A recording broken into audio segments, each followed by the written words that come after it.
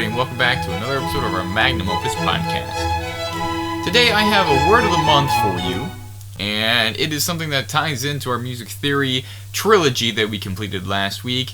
We're going to be talking about cadences today. A cadence is essentially the end of a phrase or the end of a piece of music.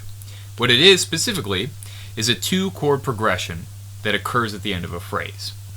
And there are multiple different kinds of cadences depending on which chords you use. The most common is called a perfect authentic cadence. We can shorten this to those three letters P, A, C. A perfect authentic cadence is normally what ends a piece of music after the entire thing is played.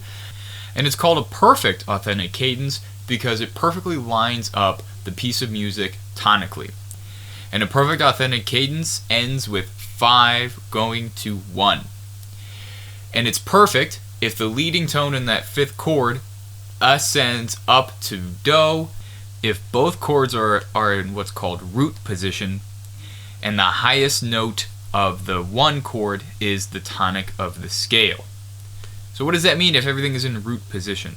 If a scale is in root position, that means the root of the chord, the lowest note, is the fifth or is the first. It's the note of that scale degree. So for example, if we're in D major, a tonic chord is D, F sharp, and A. That's in root position. However, you could also have a chord that's F sharp, A, D.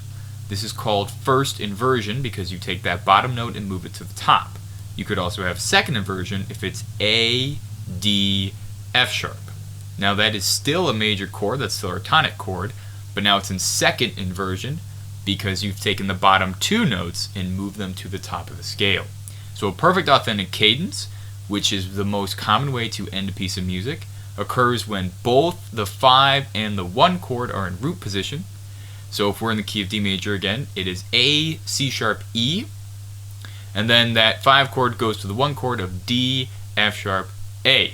And the topmost note of the 1 chord must be our tonic again. Now remember that cadences are the ending of phrases or the ending of a piece of music. And there's multiple ways that a phrase can end. You can end it in a question, you can end it in an exclamation point, or you can end it in a subtle period. So the way we do that with cadences, we have imperfect authentic cadences, which still end a piece but ends it almost wondering, is that truly the end? We have half cadences, which function as question marks to pieces. We also have plagal cadences, which end 4 to 1 and are usually sung with the words Amen after the end of a hymn. And lastly, we have what are called deceptive cadences, which make you think you are about to lead to the tonic, such as 5 to 1, but they take you to a different chord. So this is almost like a deception on your ear. So let's go right from the top and talk about each and every one and when you would use them. So we know about perfect authentic cadences. They're great ways to end pieces after the whole thing is played. Take a back step with me and let's look at imperfect authentic cadences. The biggest difference between perfect and imperfect authentic cadences is it doesn't follow those 3 steps that we have to have. Remember, for a perfect authentic cadence, the first chord has to be a 5 chord and it must go to a 1. Both chords have to be in root position, and the highest note of our last chord must be the tonic of the scale. So if it's imperfect authentic, then we could use maybe a different chord to go to 1, so it could be a 7 diminished chord.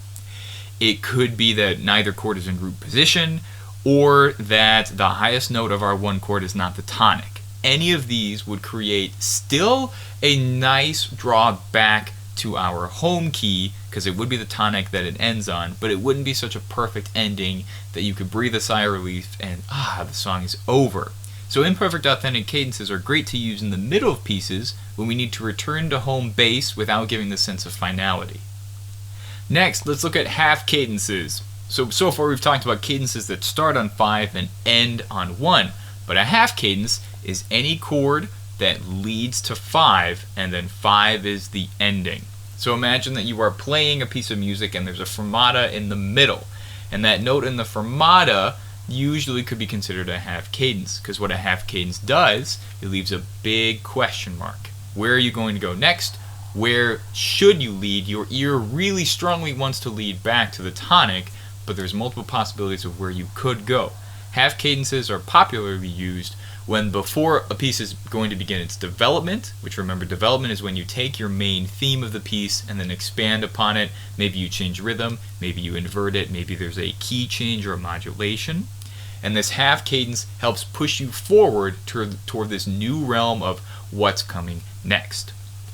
Now a half cadence is different than a deceptive cadence, where the half cadence could be a question mark about where are we going next. The deceptive cadence is almost like a sneaky relief that leaves you on the edge of your seat. A deceptive cadence is one that starts on the 5 chord, but it does not lead to 1. So there's that strong leading tone from the 5 chord that begs you to head back to the tonic, but instead it could go to the 6 chord or sometimes to the 2 chord. Now these chords, both of them are minor. They still contain the tonic. The 6 chord still contains the tonic, but it's not in root position and it doesn't have the 5th that the tonic has as well.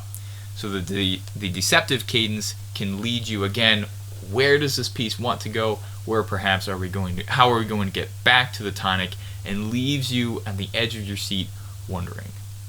Now lastly, let's take a deeper dive at plagal cadences. Plagal cadences are rather simple. They start on the 4 chord and they return back to the 1 chord. But they don't necessarily have a strong pull to them. There's no leading tone from the 4 chord that begs you to go back to 1. And in fact, there's a shared note between the 2 chords. The 4 chord contains the tonic, because if we're in the key of D major, it would be G, B, and D. So that top note is the tonic. And there's not necessarily any other leading tones that want to go back to 1. However, it is a pleasing and a simple way to end a piece. The most common plagal cadences that we would find are at the end of hymnals, commonly sung with the words Amen. So they're very secular, which means that they have to deal with religion or religious activities. Again, very, very common, but normally only with chords or hymnals that end in Amen. So what is so important about knowing your different kinds of cadences? Well, if you know how a piece is going to end, then you know how you want to play the piece. You know where the music is going, you know where you're going to finish, and the most important part is almost how you get there. So if you know a piece is going to end with a perfect, authentic cadence, then the last notes that you play are going to sound very final and might contain some rubato or ritardando to give the piece a little bit more of a finalized essence to it. If you end the piece or you're traveling towards a half cadence, then you know to think to yourself that you are ending this piece with a question mark. So you can think of it a little bit more mysterious. You can think about where you're going to go after that cadence. And similarly with a deceptive cadence, if you want to travel somewhere and then you end on, again, this subversion of the ear, leaving things, where are we going next kind of deal. So knowing your cadences and knowing where you're going and what cadence you're ending on can give the player more freedom, especially during a solo, on how they want to continue that phrase and how they want to play that phrase with dynamics, with ornaments, and with ritardandos. So go ahead and check out musictheory.net for more examples and listening examples on each of these individual cadences. Try to figure out in the piece you're currently playing how your piece ends or where these cadences lie. Remember, cadences are the ends of phrases, so you can take a look at the notes leading up to them and then the final notes of that last chord, and then this gives you an idea of where you're going. So thank you everybody so much for listening. I hope this helped further your musical experience and further your musical journey as you help to develop your ear and listen towards what you are playing and where you are going with what you play. Thank you everybody, have a wonderful rest of your week, and I will see you next time.